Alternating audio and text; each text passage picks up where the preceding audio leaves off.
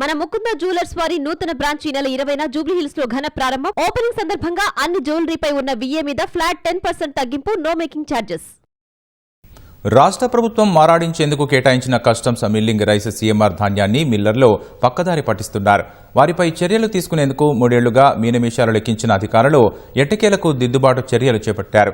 నల్గొండ జిల్లా వ్యాప్తంగా సుమారు 200 కోట్ల విలువైన ధాన్యం నిల్వలను ప్రభుత్వానికి అప్పగించని మిల్లర్లపై నాన్ బెయిలబుల్ కేసులు నమోదు చేశారు. పరారీలో ఉన్న మిల్లర్ల కోసం 4 ప్రత్యేక బృందాలతో పోలీసులు గాలిస్తున్నారు.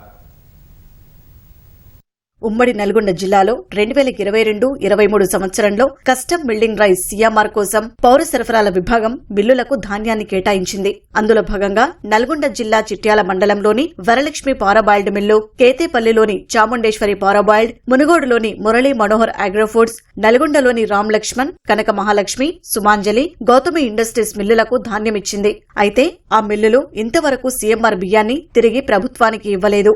ఏడాది కిందట ప్రభుత్వం మిల్లుల్లో మిగిలిపోయిన ధాన్యాన్ని వేలం వేసింది. కొనుగోలుదారులకు ధాన్యం లేదంటే డబ్బులు ఇవ్వాల్సి ఉంది. మొత్తం 191 కోట్ల విలువైన 58,955 మెట్రిక్ టన్నుల ధాన్యం నిల్వలను ఇవ్వాల్సి ఉన్నా ఇప్పటి వరకు ఇవ్వలేదు. ధాన్యం ఎగ్గొట్టిన మిల్లర్లపై పౌర సరఫరాల సంస్థ అధికారులు ఫిర్యాదు చేయడంతో పోలీసులు నాన్ బెయిలబుల్ కేసులు నమోదు చేశారు. పరారీలో ఉన్న నిందితుల కోసం 4 ప్రత్యేక బృందాలతో గాలిస్తున్నారు.